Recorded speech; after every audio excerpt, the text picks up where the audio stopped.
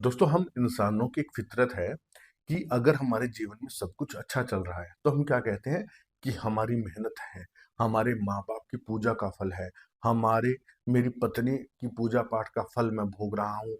यानी कि हम अपने आप को उस चीज का श्रेय देते हैं। जैसे ही जीवन में कठिनाइयां, बुरा समय, कोई मेडिकल इमरजेंसी आ गई, कोई चोट फेट आ गई, धंधा खत्म हो गया, नौकरी छूट गई, जो संतान द्वारा कोई तकलीफ या कर्ज में डूब कर कोई भी ऐसी बुरी विपत्ति का समय आ जाता है, हम क्या कहते हैं, भगवान तुमने क्या किया, भगवान ने हमारे साथ क्या किया, हमने किसी का क्या बिगाड़ा था, हमारे साथ ही ऐसा क्यों हुआ। कई तो ऐसे हैं जो पूजा पाठ तक छोड़ देते हैं कि मैं बस आज से भगवान से मेरा रिश्ता खत्म, भगवान ने मेरे साथ ऐसा क्यों किया। तो दोस्तों ये हमारी गलतफहमी है। हम अगर अच्छा करें, भगवान क्या कहते हैं गीता में कि ना मैं किसी को अच्छा फल देता हूं ना मैं बुरा फल देता हूं, मैं तो कर्मानुसार फल देता हूं। अब परमात्मा का एक डिपार्टमेंट, एक सिस्टम है। उन्होंने हर चीज के लिए एक अलग अलग विभाग बनाए हुए हैं। अच्छा कर्म करेंगे तो हमारी रिपोर्ट पॉजिटिव जाएगी, तो हमें अच्छा फल मिलता रहेगा। लेकिन कहाँ जहां कहीं भी हमसे चूक हो गई, देखिए कलयुग है, मानव जीवन है, गलती हुए बिना नहीं रह सकती। इम्पॉसिबल है कोई व्यक्ति कहता है कि मैं पाप नहीं करता या मुझसे नहीं हुआ या मैं एकदम पवित्र हूँ, कहीं ना कहीं चूक हुए बिना रह ही नहीं सकती, क्योंकि ये कलयुग है दोस्तों। हर इंसान अपना पेट भरने के लिए, अपना घर पालने के लिए कार्य करता है। और कहीं ना कहीं छोटी मोटी, और नहीं तो अगर आप मान लीजिए माताएं बहनें झाड़ू निकाल रही है तो झाड़ू से कीट मकोड़े, जो कीड़ियां वगैरह जो मरती हैं, या हम पैदल चल रहे हैं पैरों के नीचे आ गए, कुछ भी वो जाने अनजाने भूल है, उनका भी फल हमें कहीं ना कहीं भोगना पड़ता है। तो वो जो फलों, कर्मों का जो फल देने का काम है ना, वो डिपार्टमेंट है, वो है हमारे पूजनीय श्री शनि देव जी महाराज का। राहु और केतु उनके एजेंट हैं। अगर आपकी कुंडली में शनि और राहु जो है विपरीत हो गए, किसी ना किसी ऐसे भाव में बैठे हैं जो आपके लिए नुकसानदेह है, या उनकी दृष्टि ऐसी पड़ रही है उन भावों पे जो कि आपके लिए अच्छे घर है, आपका जीवन तहस नहस हो जाएगा। जब इनकी दशा या अंतरदशा या प्रत्यंतर दशा आती है, आपके जीवन में सब कुछ बिगाड़ के रख सकते हैं। बुरे नहीं हैं, इनका स्वभाव कठोर है। जिस प्रकार एक टीचर, एक शिक्षक हमें दंडित करता है, आजकल के टीचर तो नहीं करते, लेकिन आपको हमारे समय में छड़ी से पिटाई होती थी, मुर्गा बना करके हाथ ऊपर करके बहुत बुरी तरह से पीटा जाता था। पिता भी, यानी कि फादर भी जो है पिटाई करते थे। आजकल तो पिता भी बड़े ही पोलाइटली बात करते हैं। कुछ तो कानून ऐसे बन गए, कुछ बच्चे इतने नाजुक हो गए। तो दोस्तों उस पिटाई में भी कहीं ना कहीं भलाई होती थी। वही है, शनिदेव हमारे पिता है, न्याय के देवता है। अगर कहीं हम थोड़ा बहुत भी बुरा कर्मों का फल भोग रहे हैं ना, तो हमारी अच्छाई के लिए ही है। उनका जो पीरियड होता है ना, ये व्यक्ति को निखारने के लिए होता है, दीन दुनिया की सच्चाई दिखाने के लिए होती है। कैसे कि आज आपके पास धन नहीं है, आपको आपके परिवार वाले भी नहीं बुलाएंगे, विवाह शादी के अंदर आपका कोई मान सम्मान नहीं होगा। अगर बुला भी लिया तो आपसे काम करवाएंगे कि भाई वो कुर्सी उधर रख दे, वहां से बिस्तर उठा ला, वो चारपाई इधर कर दे, उसको पानी पिला दे, क्योंकि आपके पास पैसा नहीं है। और जिसके पास पैसा है उसको एक महीने पहले कार्ड, कार्ड के साथ बढ़िया डिब्बा, मान सम्मान, फोन करके बुलाया जाएगा, आए नहीं, कहाँ रह गए, अरे उनका मान सम्मान करो। कहने का भाव, पैसा है तो कदर है, नहीं तो आपको समाज में कोई नहीं पूछता। सामाजिक मान सम्मान किससे मिलता है? शनि देव से। तो कहीं ना कहीं कर्मों के प्रभाव से हमारा मान सम्मान, प्रतिष्ठा नष्ट हो जाती है। लोग हमसे कट जाते हैं, लोग तो छोड़ो घर वाले ही कट जाते हैं। प्रैक्टिकल आपको बता रहा हूं, ठीक है। लेकिन शनिदेव जितने कठोर हैं उतने ही सॉफ्ट भी हैं, उतने ही प्यारे हैं। मैं तो कहता हूँ शनिदेव, राहुदेव, ग्रहों की बात कर रहा हूं, इनके अंदर वो पावर है, जितना आपसे लिया है उससे कहीं गुना ज्यादा आपको वापस दे सकते हैं, अगर आप इनकी शरण में आ जाते हैं। इनकी शरण में आने की, यानी कि इनकी अदालत जो है, जहां पे आपको सजा सुना दी गई है ना, एक विशेष दिन भी होते हैं जहां आपकी विशेष सुनवाई हो सकती है। उस विशेष सुनवाई में आपके जो कष्ट हैं उनसे आपको निजात मिलती है, आपको बरी कर दिया जाता है। आपके कर्मों का, बुरे कर्मों का जो फल है वहीं भोग करके, उनको खत्म करके अच्छा आपके साथ होना शुरू हो जाता है। वो दिन कौन कौन से होते हैं? शनिश्चरी अमावस्या विशेषकर, दूसरा शनि जयंती हो गई, ठीक है। इन दिनों पर शनिदेव की विशेष अदालत होती है। यहाँ हमें प्रस्तुत होकर के विशेष कुछ उपाय करने चाहिए। विशेष दिन सुन लीजिए, 29 मार्च 2025 शनिश्चरी अमावस्या, पावरफुल दिन है दोस्तों। अगले ही दिन से नया संवत शुरू हो रही है, चैत्र की नवरात्रि का पहला दिन होगा। 29 मार्च की रात को 9:44 पर शनिदेव का राशि परिवर्तन भी होगा। कई राशियों को राहत मिलेगी, उनकी राशियों से जो है ना शनि की साढ़े सती ढैया खत्म हो जाएगी, कुछ एक राशियों पर शुरू होगी और उनके लिए समय बड़ा ही कठिन आने वाला है। तो क्या रात को 9:44 पे उपाय करना है, और शनिश्चरी अमावस्या के दिन आपको छोटे-छोटे 2-3 उपाय बताऊँगा, गारंटी देता हूँ रात को करके सो जाना, अगले दिन से रिजल्ट ना आना शुरू हो जाए तो। कौन से उपाय हैं, कैसे करने, इसी वीडियो में बताऊँगा। लेकिन छोटा-सा निवेदन, पहली बार चैनल पर आए तो सब्सक्राइब कर देना, बेल आइकन के बटन को जरूर दबाना, क्योंकि आने वाली हर वीडियो आपके लिए इंपॉर्टेंट होती है, जीवन में खुशियां लेकर के आती है। कमेंट बॉक्स में भगवान श्री राम का नाम अवश्य लिखें, क्योंकि राम जी के नाम से हनुमान जी मेरे इष्ट जो है वो प्रसन्न होते हैं। जहां हनुमान जी की कृपा, वहां शनि राहु कभी नुकसान नहीं देते।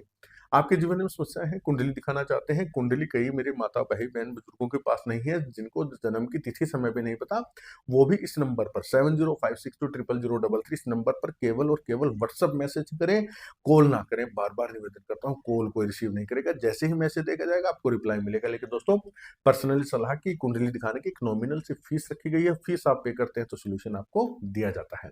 तो चलिए, स्वागत आप सबका आपके अपने चैनल एस्ट्रोलॉजर भाई जी में।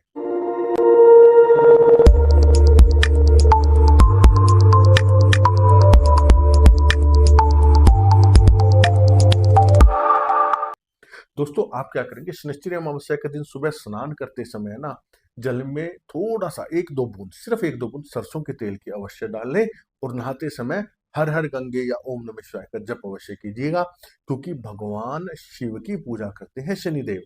शाम के समय आपको क्या करना है कि पीपल के नीचे चौमुखा चौमुखा आटे का दीपक बना लेना, ठीक है।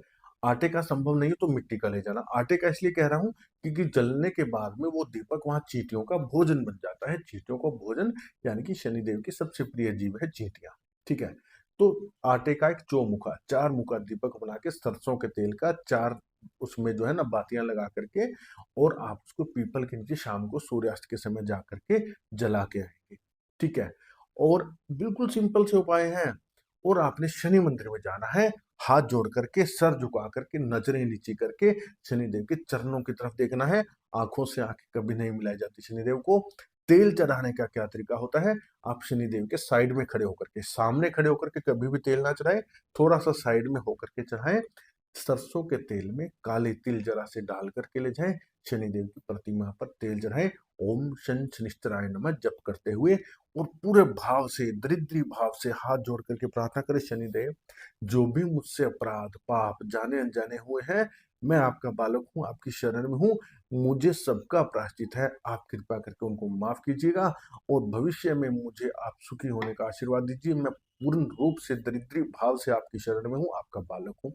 दिल से ये प्रार्थना करना, और जो है वहां बैठ करके आपने ओम शन शनिश्चराय नमः इस मंत्र की एक माला कर लेनी है, और 3 पाठ हनुमान चालीसा के अवश्य करें, क्योंकि हनुमान जी के भक्तों को वरदान है शनिदेव का कि वो उनको जो है ना कभी पीड़ित नहीं करेंगे। अब हनुमान जी की भक्ति का अर्थ ये नहीं कि हनुमान चालीसा पढ़ लिया तो हनुमान जी हमारे साथ हैं, हम कुछ भी पाप कर्म करते रहें, बिल्कुल नहीं। अंडा, नॉनवेज, दारू, बुरी संगत, पराई औरतों को गलत दृष्टि से देखना ना, इन सब चीजों से दूर रहे। वो चीज जो आपके परिवार को, आपके बच्चों को नुकसान दे सकती है, उन चीजों से दूर रहेंगे, तब भी आप पर शनिदेव की कृपा आएगी। जो कार्य आपको अंदर से आवाज आए कि बुरा है, वो कार्य आपको नहीं करना चाहिए, ठीक है। और इसके अलावा आप क्या करेंगे, 8 जो है पीपल के पत्ते ले लेना, पत्ते आप दिन में ही कलेक्ट कर लेना, तोड़ने नहीं है, उस दिन तोड़े नहीं जाएंगे, आप नीचे से गिरे हुए उठा लेना, ठीक है। 8 पीपल के पत्ते, इन केस आपको 8 पीपल के पत्ते नहीं मिलते तब आप पान के पत्ते ले लेना, कोई बात नहीं, लेकिन पीपल के पत्ते इसलिए नीचे गिरे हुए मिल जाते हैं। 8 सफेद मिठाई, ठीक है, और पीपल के चारों तरफ, पीपल के वृक्ष के चारों तरफ एक एक पत्ते के ऊपर एक एक सफेद मिठाई, आप बर्फी ले सकते हैं, आप पेड़ा ले सकते हैं, पीपल के वृक्ष के चारों तरफ रख देना, और पीपल के वृक्ष की 7 परिक्रमा कर लेना, ओम शन शनिश्चराय नमः इस मंत्र को बोलते हुए। वो जो 8 मिठाई वहां रखी है, खोए की आपने सफेद मिठाई, वो उन चींटियों का आहार है, जो कि शनिदेव की सबसे प्रिय जो है जीव है। अब यहाँ पर इनका लॉजिक क्या है कि लोग इस दिन लंगर भंडारे करते हैं बहुत ज्यादा, ठीक है। हर एक का बस की बात नहीं होती कि वो इंसानों के लिए लंगर भंडारे करे। ये जो आपने 8 पीस रखे हैं, ये इनका लंगर भंडारा है, और इनसे शनिदेव प्रसन्न होते हैं, ठीक है। अब इसके अलावा आप क्या करना है, दीन दुखियों की सेवा, कोई गरीब भूखा इंसान दिख जाए, अपने सामर्थ्य के अनुसार, आप अगर बाजार से कुछ खरीद के नहीं ले जा सकते, तो घर से थोड़े से प्याज के पकौड़े, कांदा भजिया जिसको बोलते हैं, प्याज के पकौड़े अपने बजट के अनुसार थोड़े से सरसों के तेल में बना करके ले जाना, और एक आध चाहे एक को खिला देना, 10 को, जैसा आपका बजट हो, किसी ना किसी मेहनत मजदूरी करने वाले को या गरीब भूखे इंसान को आपको खिला देना। उससे आपके ऊपर प्रत्यक्ष शनिदेव की जो है ना कृपा प्राप्त होती है। एक और आपको मैं विशेष उपाय बता रहा हूँ, वो बताने से पहले एक छोटी सी इन्फॉर्मेशन कि चैत्र की नवरात्रि आ रही है।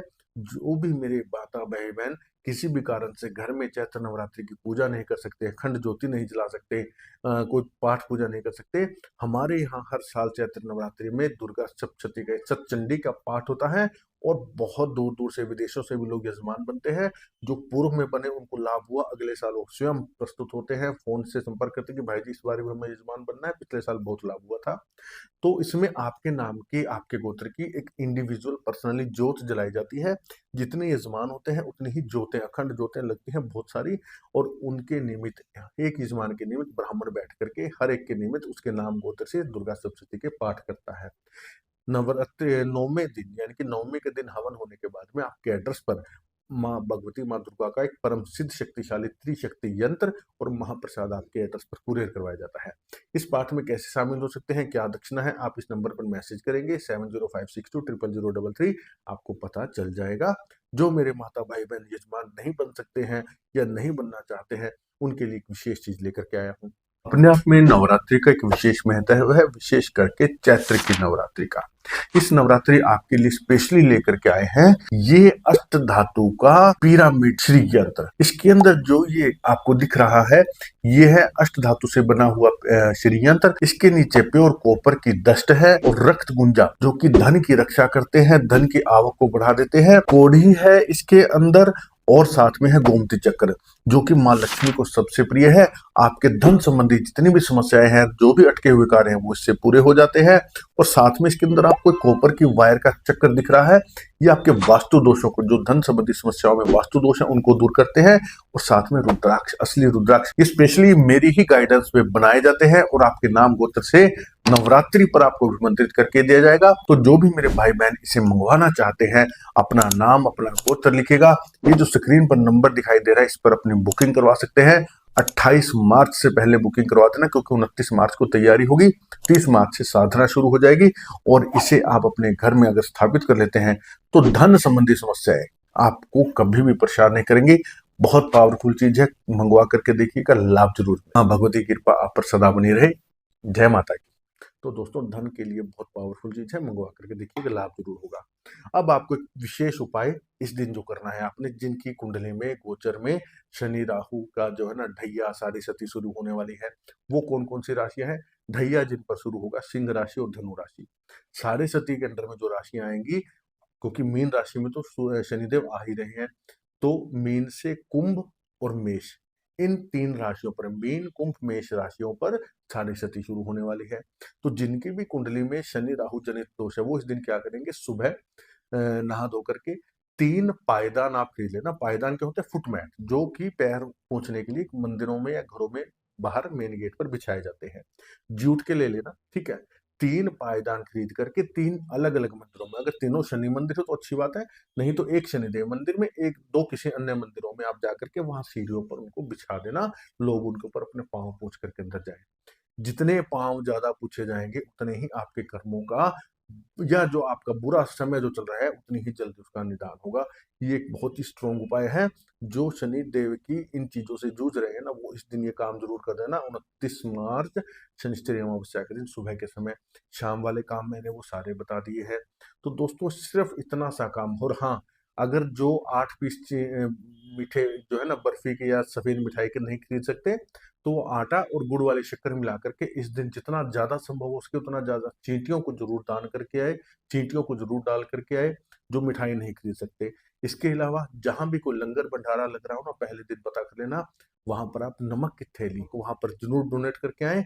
नमक दान करने से शनिदेव द्वारा जो पीड़ाएं दी जा रही हैं, तो राहु द्वारा जो पीड़ाएं दी जा रही हैं, वो आपकी तुरंत माफ हो जाती है।